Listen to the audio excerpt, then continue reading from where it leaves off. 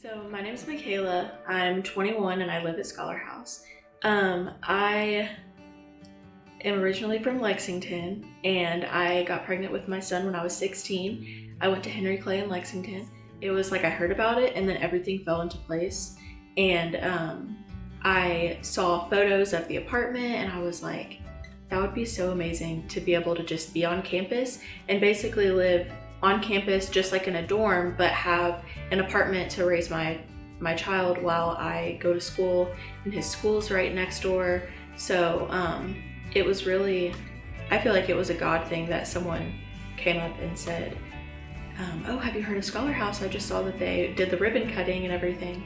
So I've lived here for 3 years now, and everything here is what I've needed while I've been in school. Before, I was sharing a room with Kason, and so I had like his crib and my bed and my dresser, and that was like our space. So it was a really tight fit.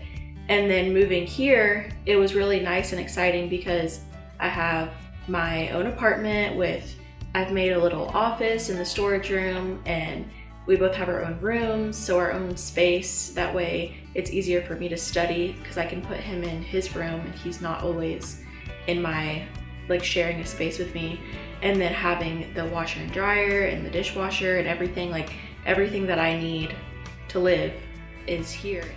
I came and I decided on nursing, and it was weird because I wasn't always growing up saying that I wanted to be a nurse, but my experience with having Kason at a young age, I was just fascinated by pregnancy and like the things that our bodies can do. Like, now I'm a junior in the nursing program. I have a year and a half left and I'll graduate in May of 2022. So I only have 3 semesters left, which is crazy because it goes by so quick. Without all of the supports that I have here, it would be 10 times harder to get through because I basically get the same opportunity as a student without a child and without that extra obstacle of trying to like figure out how you're gonna do it.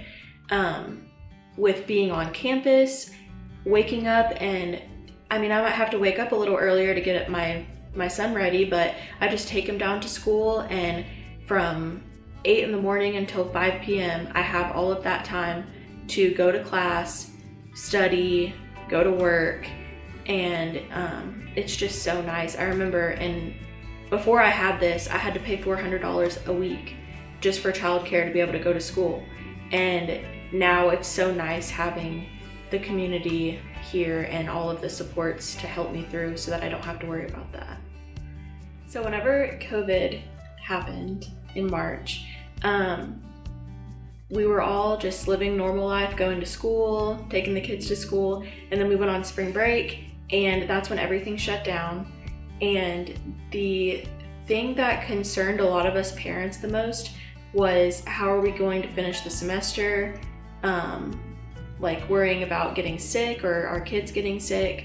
But it was really hard whenever everything shut down and we had to go to online school, figuring out how are we gonna get our schoolwork done with kids running around and pass exams and quizzes and just like pass the semester, because the last thing you want to happen is to get put back.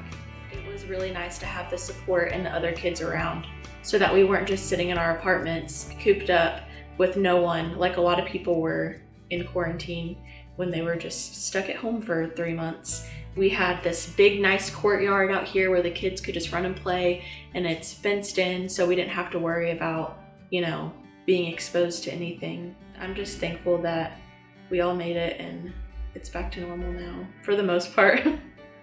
In a year and a half from now in May, I'll be graduating from EKU with my bachelor's in nursing, and I will hopefully be a registered nurse, and my son will be 5 going into kindergarten.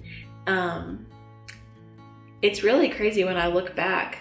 It's been 3 years. He was 9 months old whenever I moved in, and he'll be 5 years old whenever I move out.